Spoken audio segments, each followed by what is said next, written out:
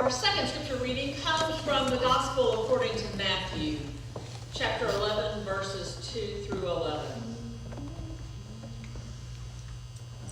When John heard in prison what the Messiah was doing, he sent word by his disciples and said to him, "Are you the one who is to come, or are we to wait for another?" Jesus answered them, "Go and tell John what you hear and see.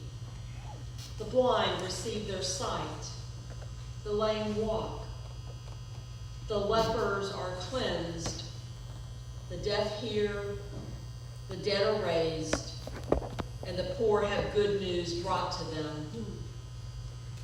And blessed is anyone who takes no offense at me." As they went away, Jesus began to speak to the crowds about John. "What did you go out into the wilderness to look at? A reed shaken by the wind? What then did you go out to see? Someone dressed in soft robes? Look, those who wear soft robes are in royal palaces. What then did you go out to see? A prophet? Yes, I tell you, and more than a prophet. This is the one about whom it is written, 'See, I am sending my messenger ahead of you, who will prepare your way before you.' Truly, I tell you, among those born of women, no one has arisen greater than John the Baptist. Yet the least in the kingdom of heaven is greater than he." Amen. The author, Frederick Buechner, recalls being a student at Union Theological Seminary in the mid-1950s. In particular, he remembers studying the theologian Paul Tillich, who taught that no particular religion matters, neither ours nor yours. But I want to tell you that something has happened that matters. Something that judges you and me, your religion and my religion. A new creation has occurred. A new being has appeared. And we are all asked to participate in it. Don't compare your religion and our religion, your rights and our rights, your prophets and our prophets. All of that is of no avail.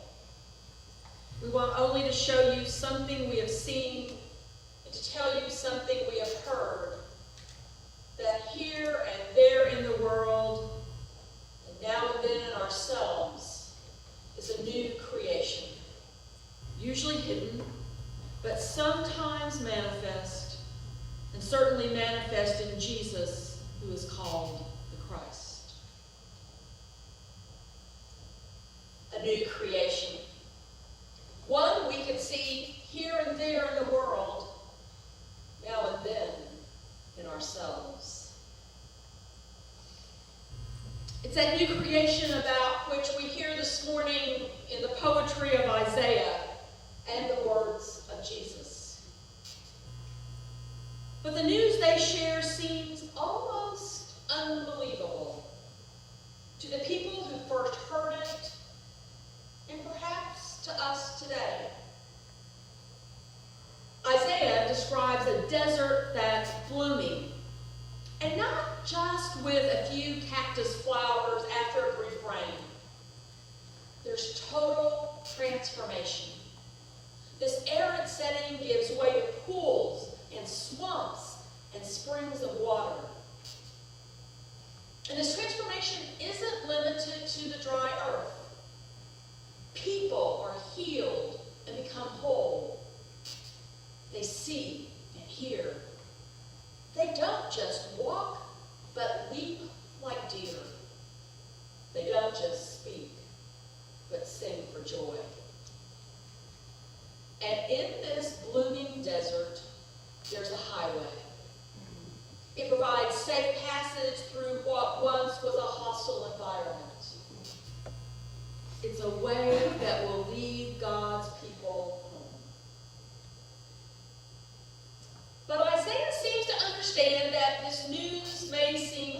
believe, especially to people who've spent more than a generation in exile in Babylon.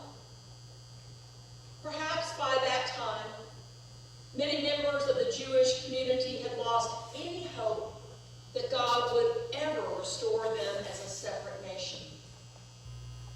Perhaps others had adapted to and even come to enjoy the new land and culture in which they found themselves. People in exile, far from home, far from hope, far from wholeness. Exile may not be a bad way to describe what some of us feel at this time of the year. We all know that Christmas and the Advent season that leads up to it are supposed to be filled with merry moments and those "I just can't wait until it gets here" feelings. But many of us also know that what we're supposed to feel and what we actually feel can be very different things. And if we're not feeling what we think everyone around us is feeling, we may find ourselves with a sense of living in exile. What makes the days of this season so difficult? For some people, these days are just too painful. Maybe the pain comes from memories of growing up in a less than perfect family. Memories that often come into sharper and more painful focus around holidays. Christmas comes decorated with memories of an abusive parent, of the effects of depression or alcoholism on a family, of the secret battles waged between spouses that wounded everyone around them. Maybe the pain stems from alienation from family or friends. A decision made, rightly or wrongly, provided the bricks for a wall of separation.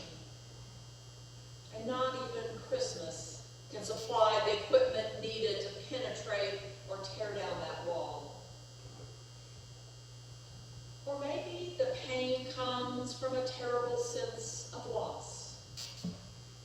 Christmas so reminds one of a death, a divorce, or some other tragedy that the dawning of Advent signals a season of sadness. In John Irving's book, A Prayer for Owen Meany, the narrator comments, "I have felt that the Yuletide is a special hell for those families who have suffered any loss or who must admit to any imperfection. Christmas is our time to be aware of what we lack, of who's not at home." People in exile, people far from home. If for some people these days of Advent are too painful, for others they are simply too hollow. People around declare the beauty, the meaning, the pure delight of this season. Yet there's a frantic, desperate quality to Christmas preparations. If we could just rush fast enough, plan well enough, work hard enough, everything will be okay. Everything will come to have meaning for us. So we go through all the motions. Tree trimming, carol singing, gift giving, candle lighting, and the list goes on. But for some of us, there's a hollowness inside, a wondering what this season is all about. That hollowness takes different shapes. It can be carved out by the commercialism that seems to dominate what should be a sacred season.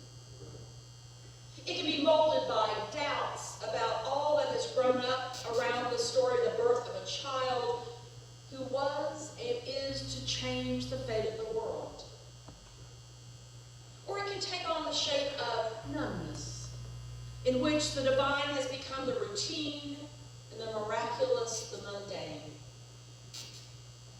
Regardless of its source, such hollowness can be devastating.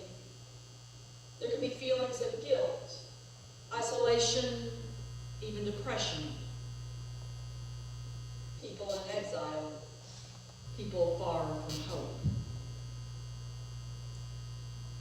Then there are the people for whom these days are just too anxious. Worry and uneasiness, not exactly words we'd use if someone asked us what we hope to experience during Advent. Yet for some people, those are the very feelings this season produces. William Willimon, a retired United Methodist bishop, wrote some wonderful Advent meditations during the years he served as the chaplain at Duke University. In one of those meditations, he notes that the theologian Karl Barth once used this text for his Christmas sermon, one simple verse from the book of Philippians. Be not anxious. Willimon speculated that Barth, who himself was extremely pessimistic about humanity, but extremely optimistic about God, must have decided that there are times when poetry, myth, and mystery must stand aside and let truth be transparent. That truth simply is that the Lord is at hand. And because of that, we no longer have to worry about doing everything on our own, producing our own hope, achieving our own joy. Those gifts will come, and we need not be anxious. But for some of us, that's much easier said than done. The truth seems anything but transparent. The Lord seems anything but close at hand. And worry seems the only thing to do. People in exile, people far from wholeness. If pain, hollowness, anxiety have led us into exile, is it possible for us to find our way back to home, to hope, to wholeness?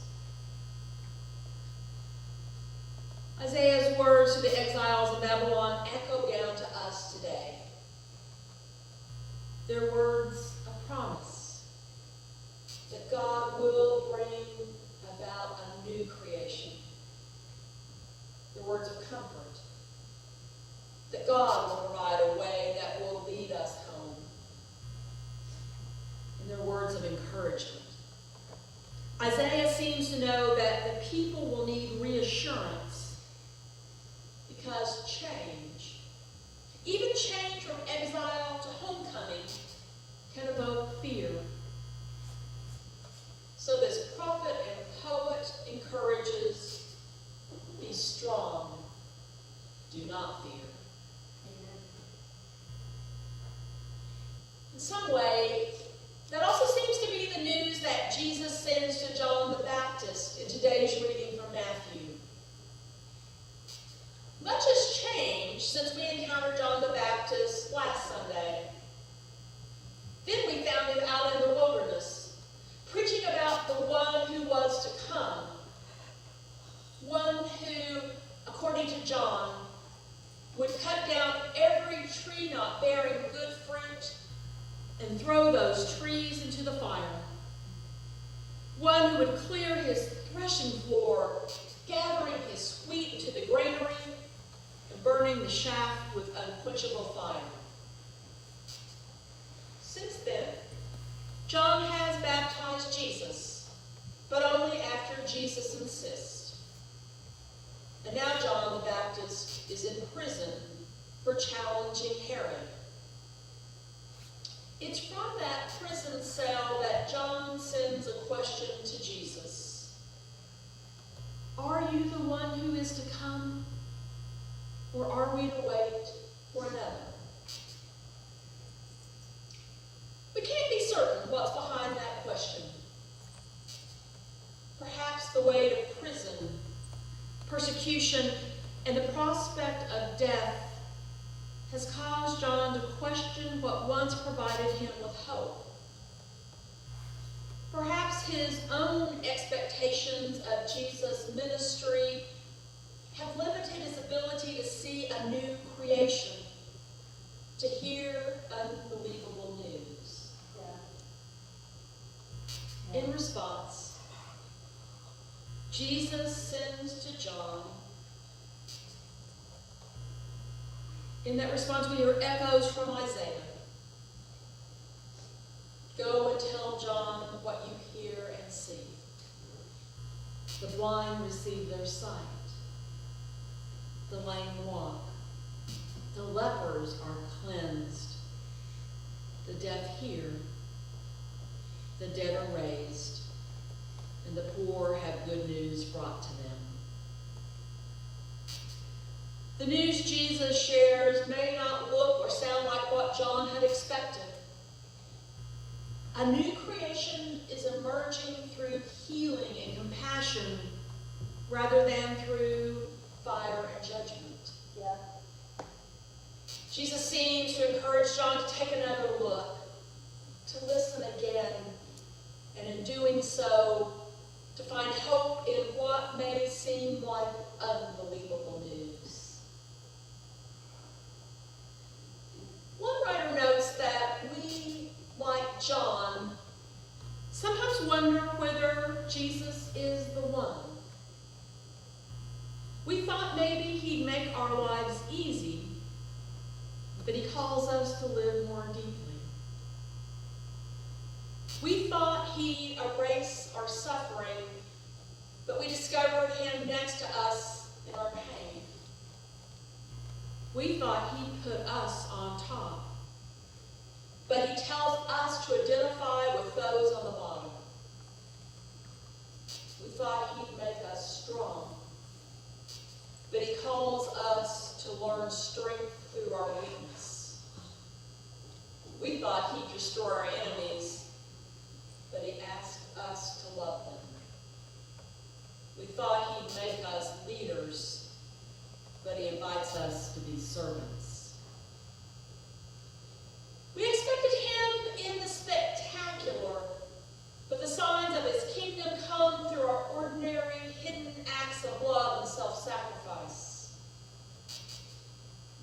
We thought he'd come back soon and take us home, but he waits and sends us to reach the nations first with his gospel of grace. He's not quite what we expected, but blessed are those who take no offense at him. Regardless of where we find ourselves this Advent season, whether somehow living in exile or imprisoned by our expectations, may we open ourselves to the possibility of hearing and seeing news that can transform our lives and our world. To the news that here and there in the world, and now and then in ourselves, is seeing a new creation. Amen. Amen. As we come to the close of our service, I invite you to stand as you're able. We're going to join in singing the great hymn, How Great Our Joy, number 197.